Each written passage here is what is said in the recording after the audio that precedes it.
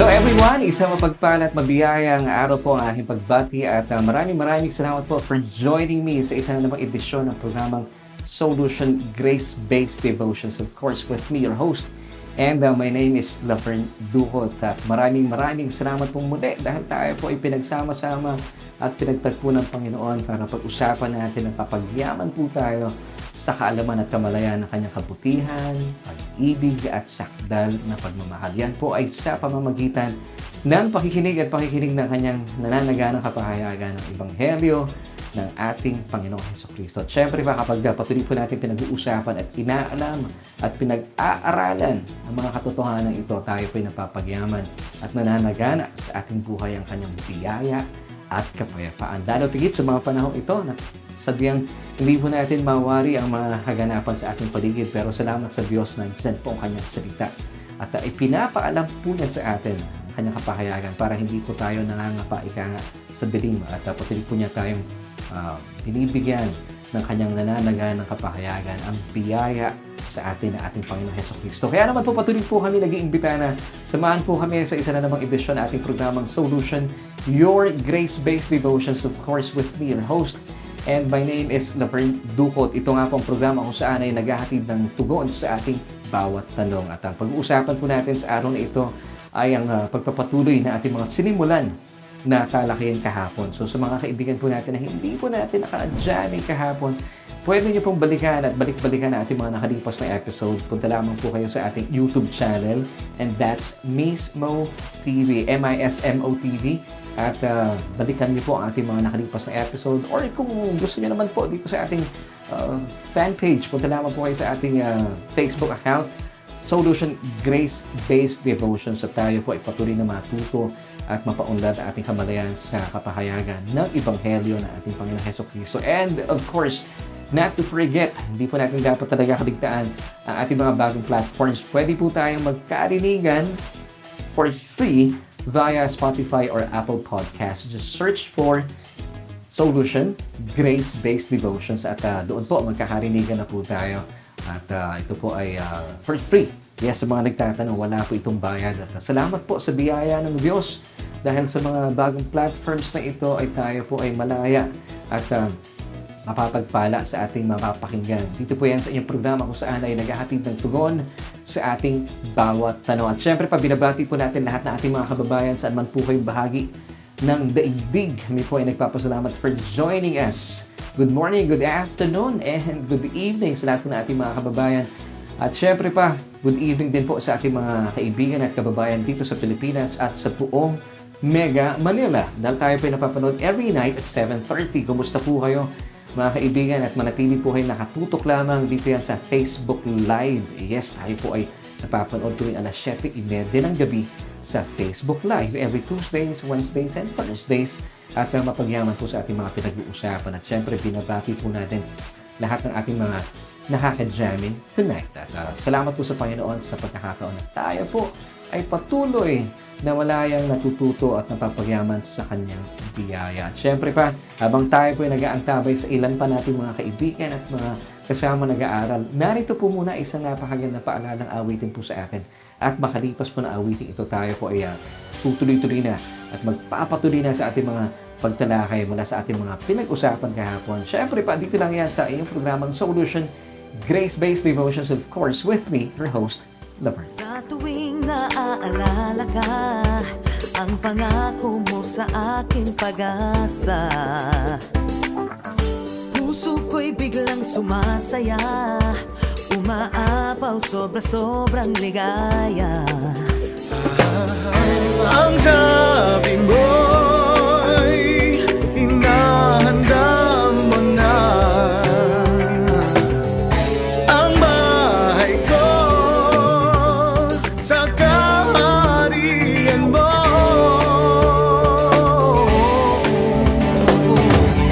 Nasasabik na nga at babalik ka na.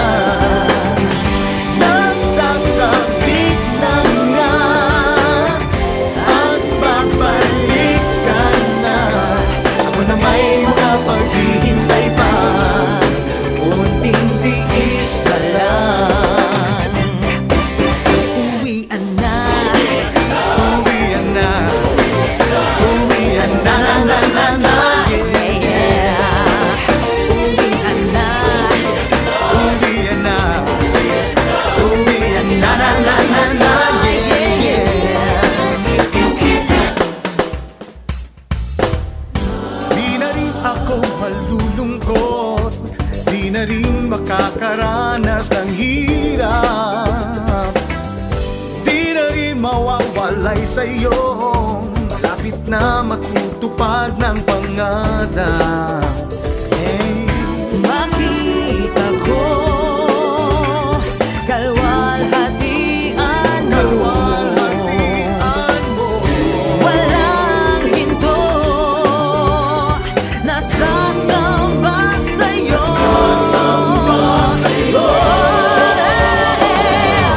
Nasasabik na nga at babalikan na. Nasasabik na nga at babalikan na. Ako na may makapaghihintay pa, konting tiis na lang. Uwian na, Uwian na, uwian na na na na na. Yeah. Uwian na, uwian na, uwian na na na na na. Yeah. uwian na, Uwian na na na na na. uwian na,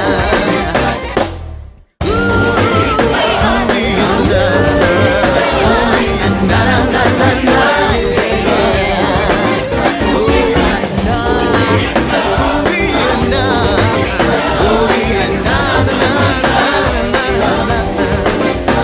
Uwian na. uwian na,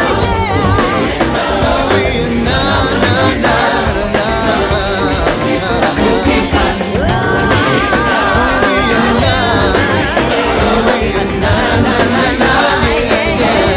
Uwian na. uwian na, uwian na, Uwian na na na na na. Yeah. Uwian na. uwian na, Uwian na. uwian na, Uwian na na na na na. Yeah, yeah.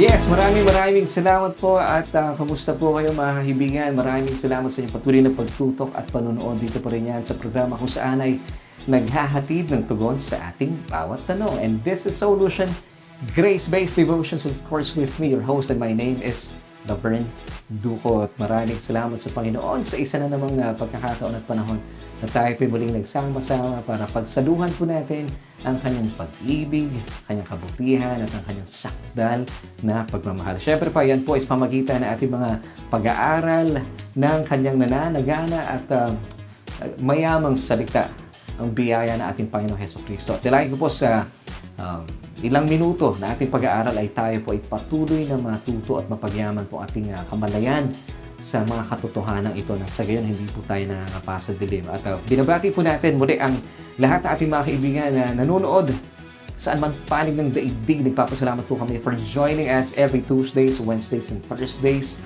At salamat po sa inyong hindi kayo napipigilan ng layo. At marami po tayong mga kaibigan sa iba't ibang panig ng daigdig. And of course, mga kababayan po natin dito sa Pilipinas, maligaya at mapagpalang gabi po dahil tayo pinapapanood every night at 7:30. Every Tuesdays, Wednesdays, and Thursdays via Facebook Live. And of course, mga hindi po nakakasabay sa ating broadcast every night, pwede niyo po kaming sundan at subaybayan via ating YouTube channel at mag-subscribe na rin po. At maraming salamat sa mga subscribers natin. Please po mag-subscribe po kayo. Nakita ko dumadami na.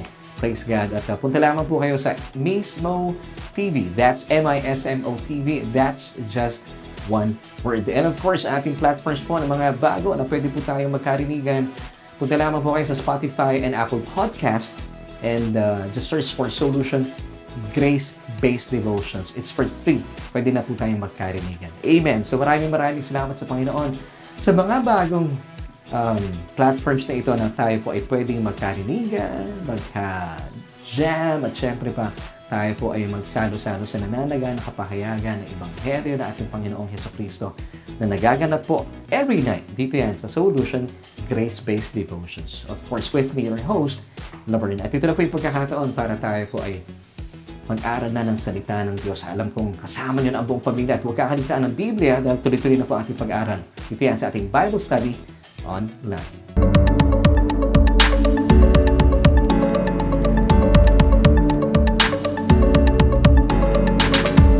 Isang mapagpala at mabiyayang araw po ang aking pagbati at maraming salamat sa inyong patuloy na pagtutok at panonood dito po yan sa Solution Grace-Based Devotions, of course, with me, your host, and my name is Laverne Duhot. Isa na naman pong pagkakataon para tayo po ay magsama-sama at pagsaluhan po natin ang nananaga na kapahayagan ng Ebanghelyo ng ating Panginoong Hesukristo. Ito nga po ang programa kung saan ay naghahatid ng tugon sa ating bawat tanong. At kagaya po ng aking paanyaya at pangako na ipagpapatuloy po natin ating mga pinag-usapan kahapon, aalamin po natin at bibigyan po natin ng tuon at tugon na ating iniwang katanungan. At samantala, habang tayo po ay nagpapatuloy sa ating mga pinag-uusapan, meron po tayong iniwan na katanungan, 3 katanungan na i-discuss po natin itong linggong ito, itong mga araw na darating. Of course, sinimulan na po natin kahapon, pero bilang pagsisimula ay magkaroon po tayo ng pagbabalik tanaw muna para meron po tayong matibay na tugtungan sa ating mga pinag-uusapan para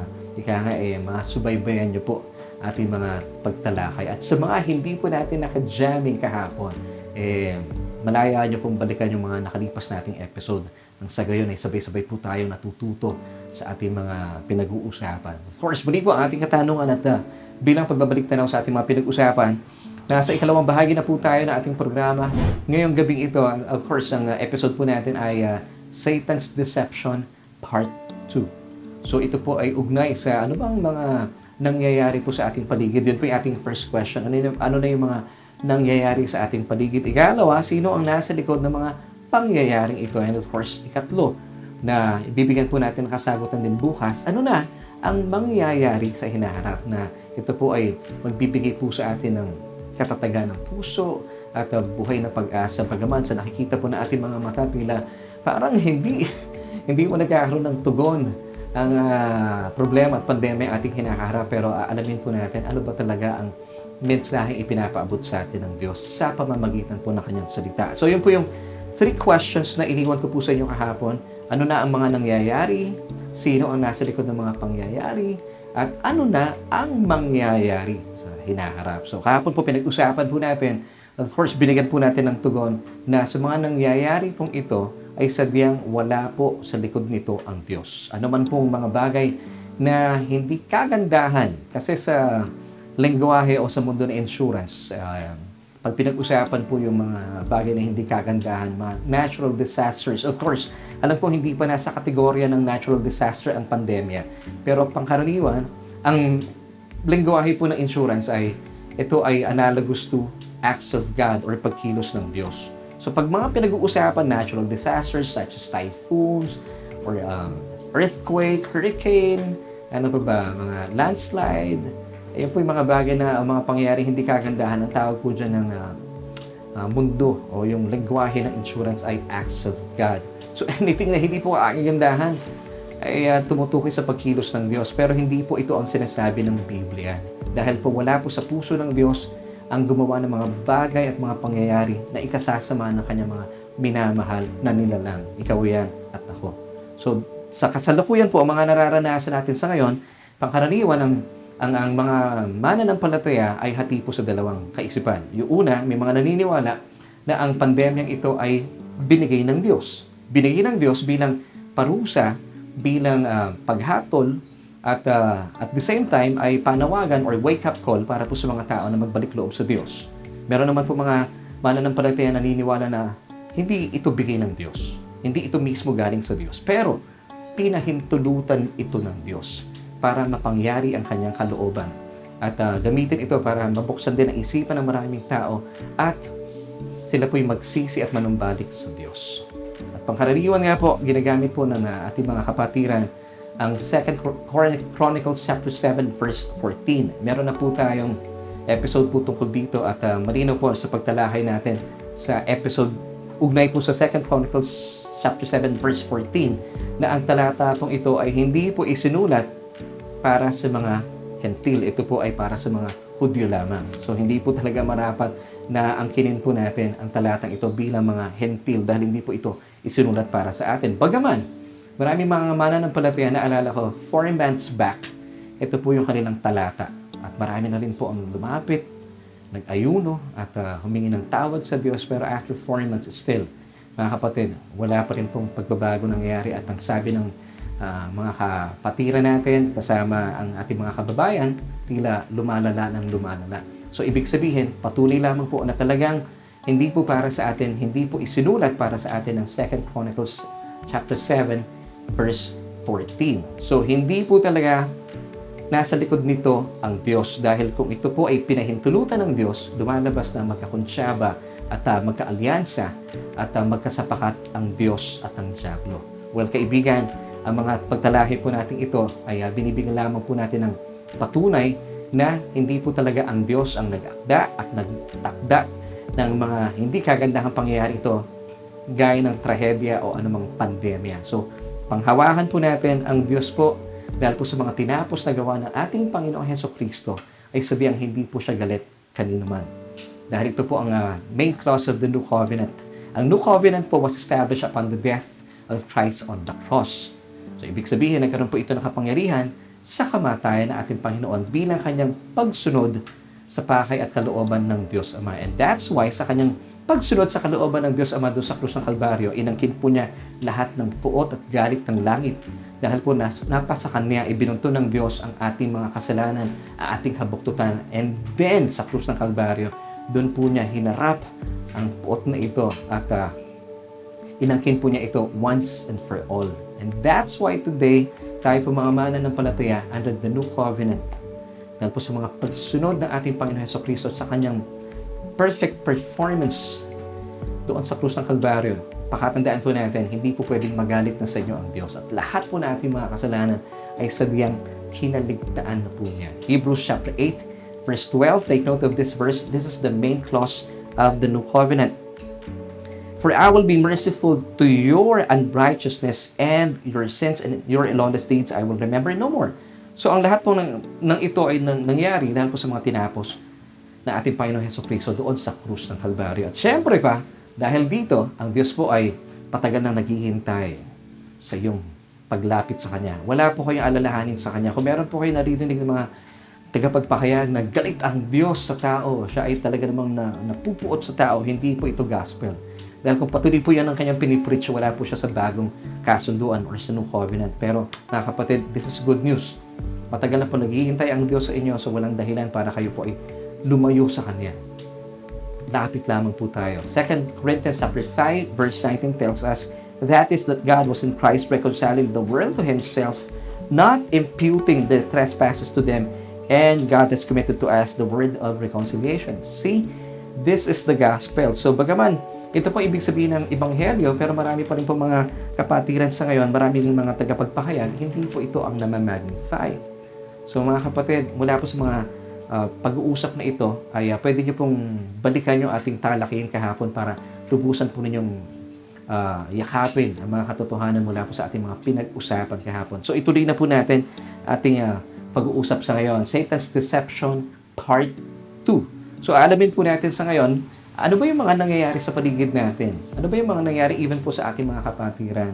Nang sa gayon po ay malinawan po tayo. Ano na ba yung mga katuroang lumalaganap sa paligid na dapat po tayo bilang mga mananampalataya ay maging mapagbantay. So kapag ang tao po ay hindi po mapagbantay, kapag ang isang Kristiyano ay hindi po mapagbantay sa kanyang bawat pinapakinggan, alam niyo po, delikado po ito dahil kung ano-ano na lamang po ang tinatanggap natin kung hindi po tayo nakikinig ng tunay na ibig sabihin ng Ebanghelyo. Pag sinabi po natin Ebanghelyo, ito po ay tumutukoy sa mga ginawa ni Kristo sa krus ng Kalbaryo. Remember in 1 Corinthians chapter 2, verse 2, sabi ni Pablo, ay wala na pong ibang mensahe para sa kanya. Isa lamang po ang mensahe.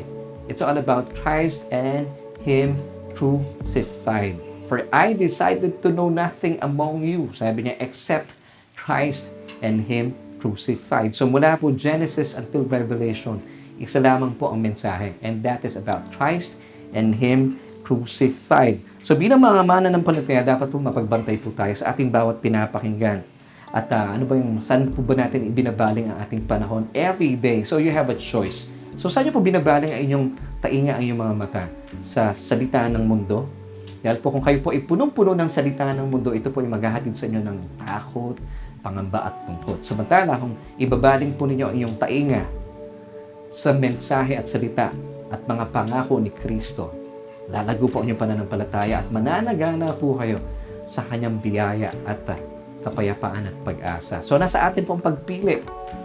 Dahil ang mundo po ay nasa gitna po ng pandemyang ito. Ako po, personally, I would suggest busugin po natin ang ating isipan, ang ating kaluluwa ng mensahe ng mga pangako ng ating Panginoon Jesucristo dahil para po maranasan po natin ang nananaganang biyaya at kapayapaan. Lalo tigit sa mga panahong ito. So, nasa sa atin po ang pagpili. Kapag ang tao po ay patuloy po nakikinig ng mga sinasabi ng mundo, kayo po ay may tendency na maniwala po sa kasinungalingan ng dyablo. Dahil kapag tayo po ay naniniwala sa kasinungalingan ng dyablo, ano po yung kasinungalingan niya? Kaya po nang tinalahin natin kanina, maniwala po kayo na ang Diyos po ang nasa likod ng pandemya ito. Dahil may naniniwala mga kapatiran na gano'n, naggamit daw po ng Diyos ito bilang paghatol, paghusga, at parusa sa mga tao para sila'y manumbalik sa Diyos. Ikalawa, ang isa pang Satan's deception ay mga kapatiran natin naniniwala na, of course, hindi galing ito sa Diyos, pero pinahintulutan. Kapatid, hindi po ito totoo. Deception po ito ni Satanas. Dahil kung papaniwalaan niya po yan, darating po ang panahon, magtatampo ka sa Diyos. Dahil sasabihin mo, bakit mo pinahintulutan yung mga ganitong mga hindi kagandahang bagay? And then, pinahintulutan niyo po ang kalaban na patuloy po kayong saktan. Paano? Kapag nangyari po ito mga sunod-sunod na dagok ng buhay, ngayon, bakit po nagaganap po ito? Dahil meron po kayong maling paniniwala.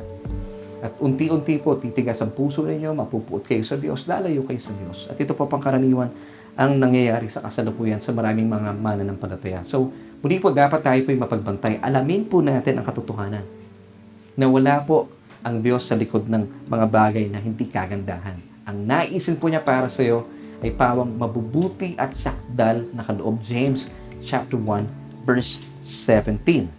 Ngayon, kung hindi po kayo matatag sa paniniwalang ito at sa Ebanghelyo, magdudulot po ito sa atin ng kalituhan. At ang kalituhan po ay maghahatid sa atin sa takot, pangamba, at kalungkutan. And then, bakit po kayo nalulungkot? Ba't po ang mga tao ngayon ay tigib ng kalungkutan? Dahil hindi po malinaw sa kanila ang pag-asang ibinigay na sa atin ng Diyos. Na bukas po pag-uusapan po natin yan. Dahil po ang pag-asang ito ay umuugnay at tumutukoy lamang sa mga tinapos na gawa na ating Panginoong Jesus doon sa krus. Ito po yung Ebanghelyo. Pero dahil po marami pong tao sa ngayon na hindi po sigurado sa Ebanghelyo at ang kanila pong tainga ay nababaling sa sinasabi ng mundo, ilan po sa mga kababayan po natin ay talagang tumatalikod na po sa maling turo. Ito po ang repercussion o mga pwedeng mangyari sa mga taong hindi po talaga nakikinig ng Ebanghelyo. Ayon po sa 1 Timothy chapter 4 verses 1 until 2, basahin po natin, "Now the Spirit expressly says that in latter times some will depart from the faith, giving heed to deceiving spirits and doctrines of demons." Verse 2, "Speaking lies and hypocrisy, having their own conscience seared with hot iron." At ang ito po, ilan po sa mga kababayan po natin, o so-called believers today, sa kapanahunan po natin, sila po ay tumatalikod at lumilisan sa tamang katuruan. Bakit? Dahil hindi po sila naitatag sa tunay na Ebanghelyo. Ngayon, dahil ang akala po ng maraming tao, basta born-again Christian church yan, gospel ang tinuturo. Ngayon, paano po natin malalaman kung totoo bang gospel ang tinuturo po at ito po ay pangkaraniwang nagaganap po sa panahon sa ngayon?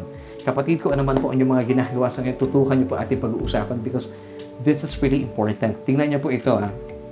Marami na pong lumilisan ngayon sa tama katuruan, sa wastong katuruan tungkol sa Ebanghelyo.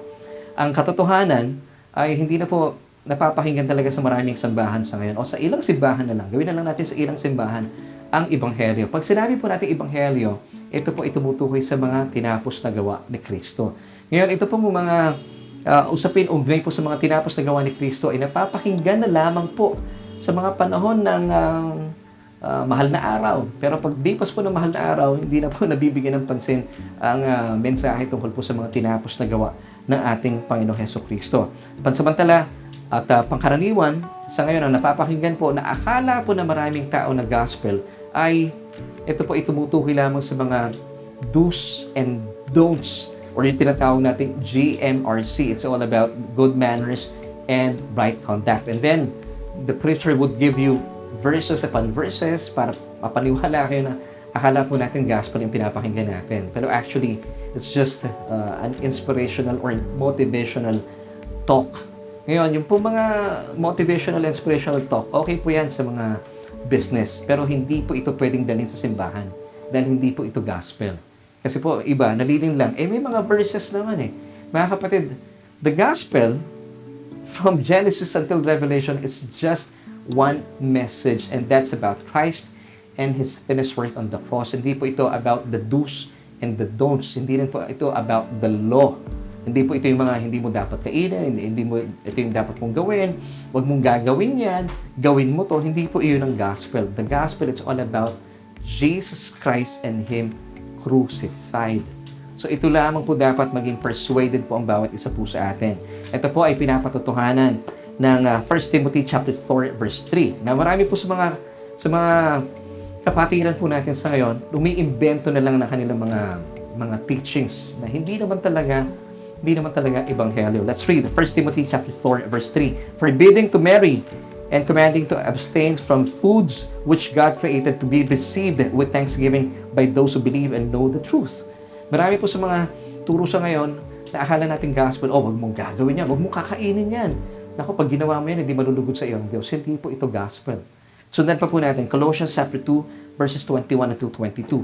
Do not touch, do not taste, do not handle, which all concern things which perish with the using, according to the commandments and doctrines of men.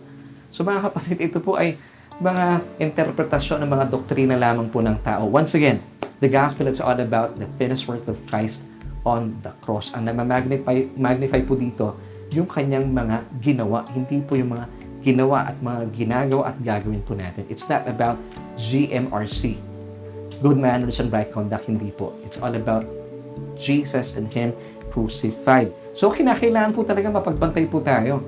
Kapag tayo po ay nakikinig ng mensahe ng sinasabi nilang ebanghelyo, sandali, ebanghelyo ba yan o ibang kwento? So, dapat po, sinifilter po natin. So, bilang mga mananampalataya, dapat po mapagbantay po tayo. Kasi pag hindi po tayo mapagbantay, pwede po tayo malinlang ng dyablo.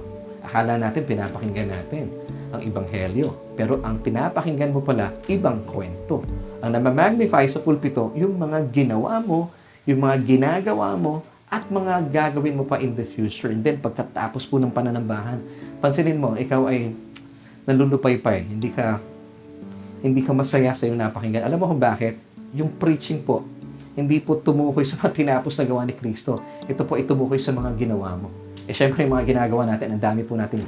Hindi po tayo, hindi po ito kalugod-lugod talaga naman. Pero tayo po nagiging kalugod-lugod because of the finished work of Christ on the cross. So, ang ebanghelyo, hindi po kayo yung focus. Ito po yung nakasentro lamang kay Kristo Jesus. So, kinakailangan po maging mapagbantay po tayo sa ating mga pinapakinggan. So, alamin po natin, ito po ba ay ang mensahe po ng ebanghelyo na tumatangkilik po sa mga tinapos ni Kristo. Ngayon, kung tumatangkilik po ito at nagbibigay po ng tuon sa mga ginawa po ni Kristo, ibig sabihin, ito po ay minamagnify po si Kristo. Siya rin po ay nagkatawang tao, bumaba rito sa lupa, ibinigay ng Diyos para tayo po ay iligtas mula sa ating mga kasalanan. Ngayon, kung hindi po ito ang napapakinggan din po natin na si Kristo po ay hindi nagkatawang tao, ito po ay turo at espiritu ng Antikristo. Basahin po natin ang 1 John chapter 4 verses 1 until 3. Beloved, do not believe every spirit, but test the spirits whether they are of God, because many false prophets have gone out into the world. Verse 2, by this you know the Spirit of God. Every spirit that confesses that Jesus Christ has come in the flesh is of God. So, anyone that confesses na si Jesus po ay nagkatawang tao, siya po ay sa Diyos. So, pag sinabi po natin nagkatawang tao, meron po siyang original form. Siya po ay Diyos at the same time. He is 100% God and 100% man. Pag sinabi natin He came in the flesh, ibig sabihin nagkatawang tao. Di ba? Kapag meron tayong mga kaibigan nanganganak, sinasabi natin, oy, kumusta yung anak mo? Nagkatawang tao ba siya? Hindi mo naman sinasabing gano'n, di ba? Kasi yung original form po niya, tao. Ngayon kung sasabihin mo sa kaibigan mo, yung anak mo ba ay nagkatawang tao?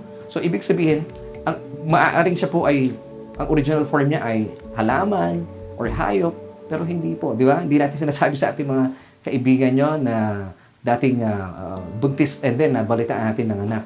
Dahil yun po yung original form natin, tao tayo. Pero dito, sabi po ng verse, kapag tayo po naniniwala na ang Diyos, si Kristo ay nagkatawang tao, ito po ay ang Espiritu ng Diyos. Sundan po natin verse 3, and every spirit that does not confess that Jesus Christ has come in the flesh is not of God. And this is the spirit of Antichrist, which you have heard was coming and is now already in the world. Meron pong isang Antikristo. Ito po yung hindi na po natin naabutan bilang mga mananampalataya. Pero tinutukoy po dito mga Antichrist. Ito po yung mga nagtuturo na si Kristo po ay hindi Diyos. Dahil po hindi sila niniwala na siya ay Diyos. Pero sabi po ng verse, nagkatawang tao. Pero kapag hindi po sila naniwala na si Kristo po ay nagkatawang tao, ay hindi po ito sa Diyos. So tinuturing po silang mga Antikristo. So malinaw po dito na sinasaad po dito na once again, verse 3 of 1 John chapter 4, and every spirit that does not confess that Jesus Christ has come in the flesh is not of God. And this is the spirit of Antichrist, which you have heard was coming and is now already in the world. So dapat po kapag napapakinggan po ninyo yung mga turo na si Kristo po ay tao lamang, naku, mas mainam po, ay huwag nyo na pong tangkilikin dahil ito po ay hindi sa Diyos. 1 John chapter 4 verses 1 and 3. So maging mapagbantay po tayo. Ito po ang nangyayari sa paligid natin sa ngayon. Ikatlo, maging ang pagbabahagi po ng Diyos ay ang salita ng Diyos ay ibinabase na rin po ngayon ng maraming mga tagapagpahayag base sa kanilang interpretasyon. Ito po ang dapat natin pakabantayan na nagaganap po sa kasalukuyan. Hindi po marapat na dapat po ang pahayagan po ng salita ng Diyos hindi po base sa inyong interpretation at karanasan. Nagaganap po ito ngayon sa maraming churches. It should be based on God's revelation or ang kapahayagan ng Diyos. Hindi po tayo pwedeng mag-imbento at magdagdag na ating mga pagtuturo. At bilang mga tagapagpahayag, bilang mga pastor, bilang mga elders sa church, dapat po nag-aaral po tayo ng salita ng Diyos. Ipahayag po natin ang Ebanghelyo na tumutukoy lamang kay Kristo, hindi po sa mga tao. So basahin po natin once again 1 Corinthians chapter 2 verse 2. Sabi ni Pablo, "For I decided to know nothing among you except Jesus Christ and Him crucified." So maging mapagbantay po tayo. Huwag po kayo makikinig sa mga turo about yung sasabihin nila it's all about their interpretations and experiences. Hindi po ito ang gospel. The gospel is not about the preacher's interpretation or experiences. It's all about God's revelation. Ngayon, malalaman naman po natin yan kapag ang tinuturo niya hindi po si Kristo at wala po doon yung elemento ng mga tinapos na gawa ni Kristo, huwag nyo na pong tangkilikin. Ngayon, susunod po na pag-usapan natin ay wala po tayong dapat idagdag o ibawas sa mga katotohanan ito na pangkaraniwan. Ito po ang nangyayari sa kasalukuyan. Well, ito rin po ang sistema ng Diablo para malinlang po ang mga tao and even po ang mga mananampalataya na hindi po babad talaga sa salita ng Diyos. So tuloy po natin. Wala na pong dapat pang idagdag at ibawas. Napakaganda na po ng Ebanghelyo. Hindi niya na po ito dapat lagyan po ng matatamis po na salita. Sapat na po ang Ebanghelyo. Ito po isa din napakatamis na at napakasarap yakapin at napakasarap paniwalaan. Okay, so wala po dapat na dagdag bawas. At bilang pagtalaki pa rin po sa usapin ng ilan po ay lumilisan na po sa tamang turo. Ngayon, bakit po sila lumilisan once again?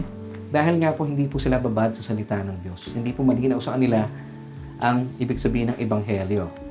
Okay, tuloy po natin.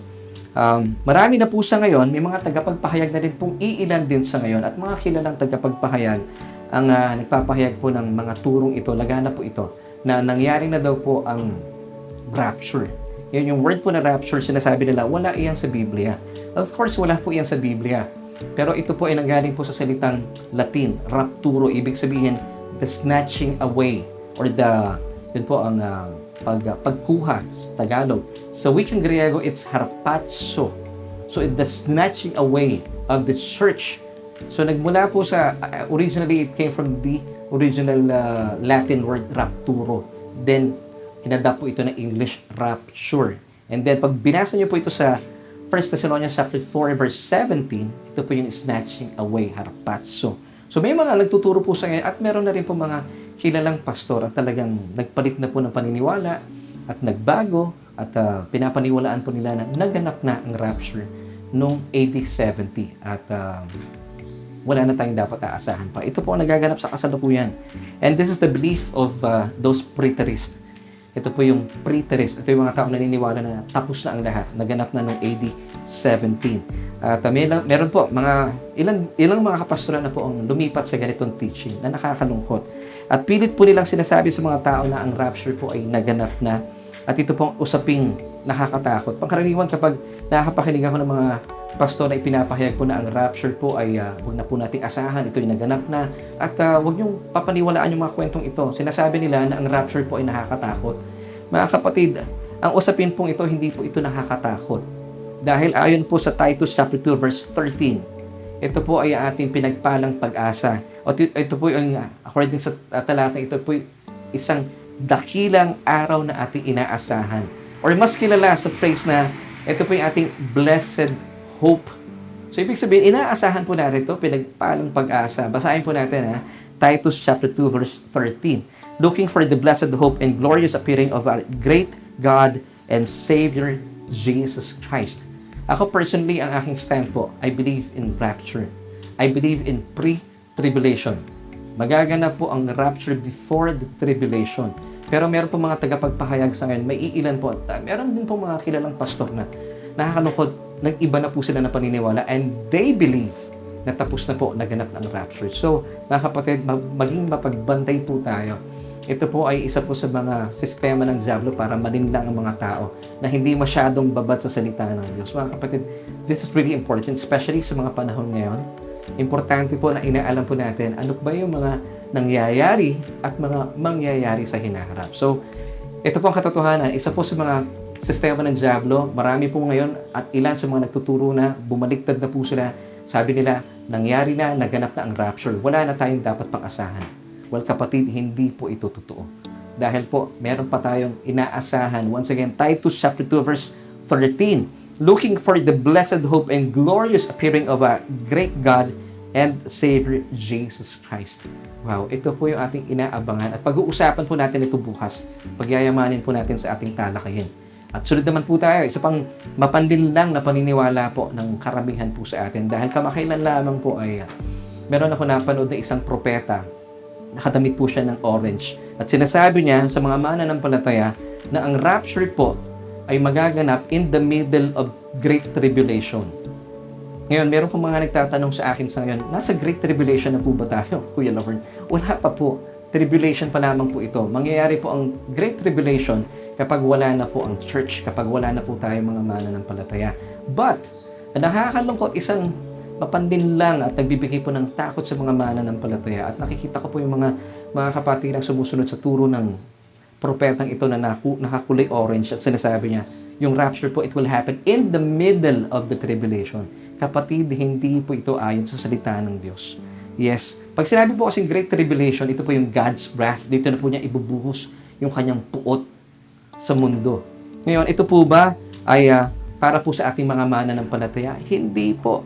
Hindi po ito magaganap in the middle of tribulation. Dahil sabi po ng Biblia, wala po nakakaalam ng araw kung kailan po ang rapture magaganap. Dahil kung ito po ay in the middle of tribulation, edi ibig sabihin, alam na natin kung kailan magaganap. Pero sabi ng Biblia, wala po nakakaalam. At hindi po talaga pwede mangyari in the middle of tribulation because hindi po hahayaan ng Diyos na maranasan po ng kanyang mga anak ang kanyang puot on those 7 years na magaganap in the future.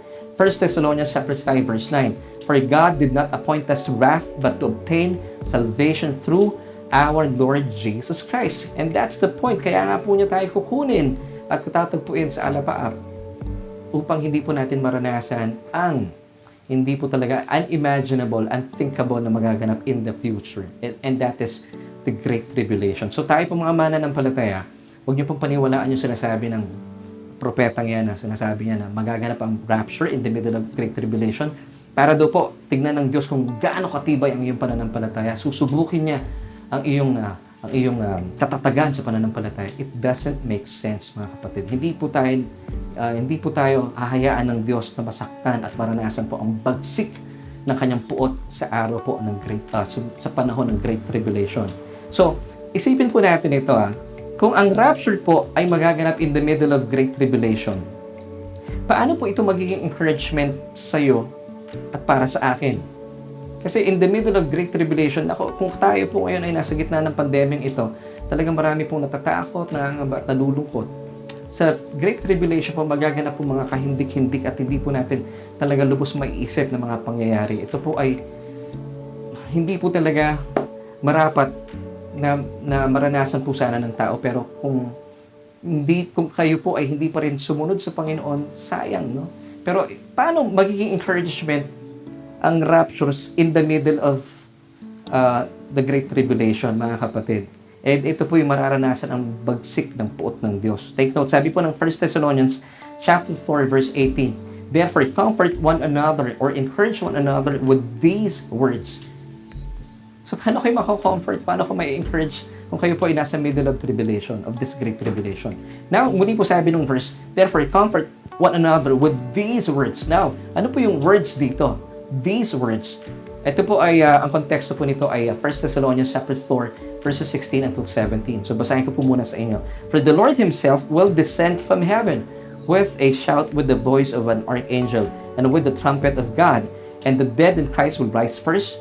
Then, verse 17, we, tayo mga mananampalataya, na buhay or alive and remain shall be caught up, harpazo, ito po yung rapture, together with them, kasama na po yung mga naunang namatay, in the clouds to meet the Lord in the air, and thus we shall always be with the Lord. So, dalawa po, these words, tayo po ay katatagpuin po natin yung mga unang mga muwi na po sa atin sa Panginoon, doon po sa alapaap at katatagpuin po natin ang Panginoong Jesus.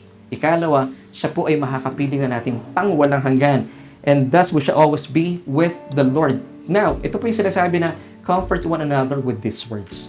Hindi po yung in the middle of Great Tribulation. Paano ka mako-comfort doon? It doesn't make sense. At panghawakan po natin, mga kapatid, rapture will take place. Hindi po natin alam ang panahon. So ito po ay before tribulation. So dapat po talaga, maalam tayo sa ating mga pinag-usapan.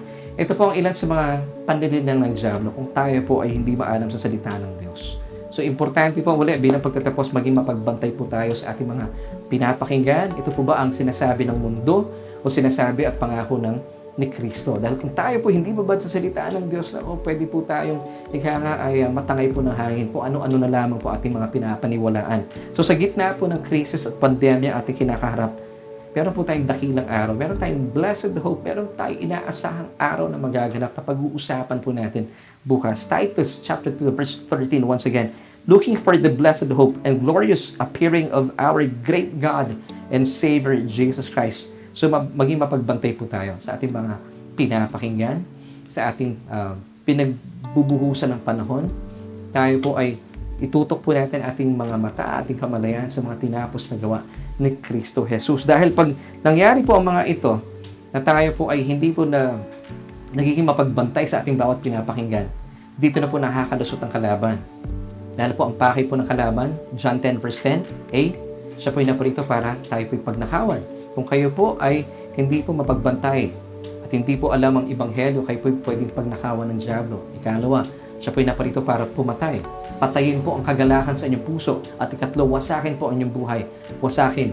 Bakit? Dahil wala po yung napapanghawakang pag-asa. Bakit? Dahil hindi po tayo maalam sa salita ng Diyos. Pero, kapatid, bilang pagtatapos, akin pong paalaala, ituon lamang po natin ang ating mga mata sa Ebanghelyo. Muli po, ano po yung Ebanghelyo? 1 Corinthians chapter 2, verse 2. Sabi ni Pablo, for I decided to know nothing among you except Christ and Him crucified. So maraming salamat po for joining me sa ating Bible study online. At bukas po ipagpapatuloy natin ang mayamang talakayang ito. Siyempre pa, dito lamang yan sa inyong programang Solution, Grace-Based Devotions and Force with me, your host, Lover.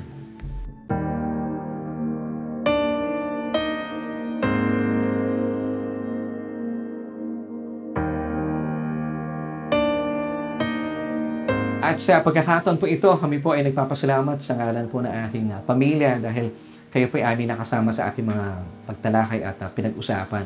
Ngayon, kaibigan, kagaya po na aking sinabi kanina, napaka-importante po na tayo po ay maalam sa salita ng Diyos. At ang salita po ng Diyos, ang salita ni Kristo, ang siyang dahilan para tayo po ay managana sa ating pananampalataya. Pananampalataya, ibig sabihin na tayo po meron po paniniwala na sadyang napakabuti at nananagana po sa pagmamahal at pag-ibig ang Diyos para sa atin. So kung kayo po ay wala pang relasyon sa ating Panginoong Jesus, naisin po ng Diyos na kalingain po niya kayo. Ngayon, paano po ito magaganap? Pwede po siyang kumilos sa inyong buhay kung siya po ay inyong papahintulutan. Paano? Sabi po ng Romans 10 verse 9, that if we confess with our mouth the Lord Jesus Christ and believe in our hearts that He was raised by God from the dead, you shall be saved. Ang gagawin po natin, simple lang. Tayo po ay mananalangin, kung ano po yung aking sasabihin, ay sabayan niyo po, ang kinin niyo po at ariin niyo po na ito po inyong panalangin. Buksan niyo po ang inyong bibig at tayo po ay dudulog, mananalangin bilang pagkilala kay Kristo na ating Panginoon at tagapagligtas. Tayo po ay manalangin. Aming Panginoong Jesus, salamat po sa mensahe na aming napakinggan sa araw na ito. Kinikilala ko po na hiwalay sa inyo, ako po ay sadyang walang magagawa. Kinikilala ko po aking sarili bilang isang makasalanan at nangangailangan ng isang tagapagligtas.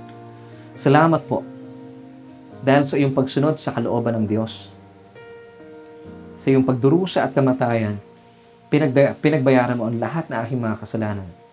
At salamat din po na ang lahat ng ito dahil sa iyong ginawang pagtubos ay pinatawad ng lahat doon sa krus ng Kalbaryo. Salamat, Panginoon, dahil ang akin pong pangalan ay nakasulat na sa aklat ng buhay. At salamat din po sa iyong kaloob na buhay na walang hanggan. Amen. Sa pagkakataon po ito, ako na lamang po mananalangin. Aming Diyos at namang makapangyarihan sa lahat. Salamat po sa buhay ng kapatid na ito.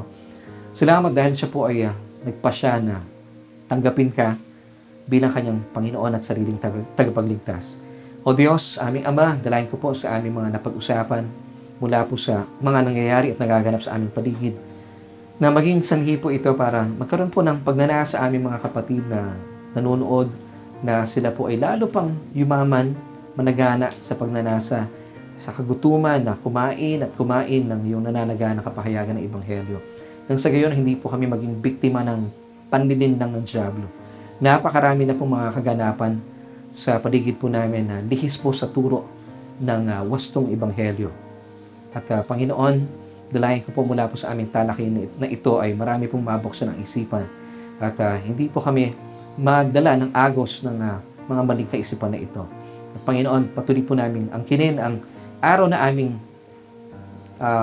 hinaharap at kinagagalak, Panginoon. Bagaman nasa gitna po ng krisis ang mundo, pero bilang mga mananampalataya, nananampalataya po kami na kailanman, gaya po na yung sinabi na hindi mo kami iiwan ni pababayaan man. Salamat po sa mga katotohanan ito. Ito po aming panalangin at pagpupuri sa pangalan ng aming Panginoong Jesus. Amen at Amen.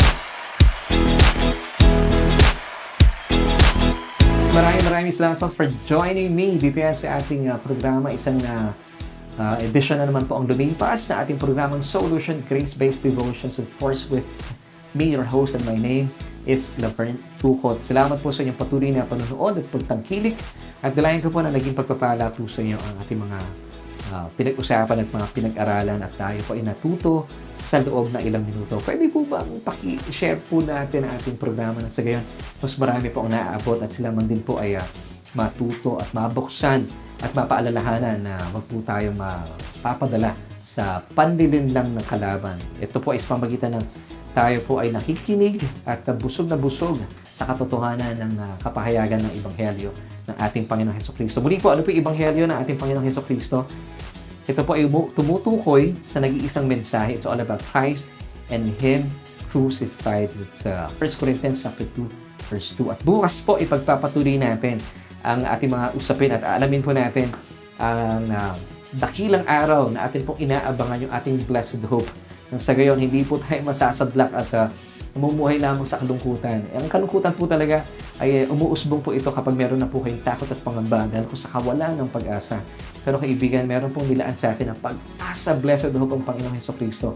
At bukas po, huwag kayong mawawala. Tatalakayin po natin yan sa pagbabalik ng Solution Grace-Based Devotions, of course, with me, your host, Laverne Ducot. At maraming salamat po sa aking pamilya na siyang mga kaagapay ko sa ating pag-broadcast. And of course, salamat kay Kuya Abe sa ating pong technical director at salamat din po sa inyo sa patuloy niyo pong pagsama at pagtangkilig sa ating programa. And of course, maraming salamat sa Panginoon sa kanyang patuloy na pagbibigay ng gabay at pagtuturo sa atin every night. At bilang pagtatapos tayo, ito po ang 3 John chapter 1 verse 2, Beloved, ikaw yan, I wish above all things that you may prosper and be in health, even as your soul prospers. Bye!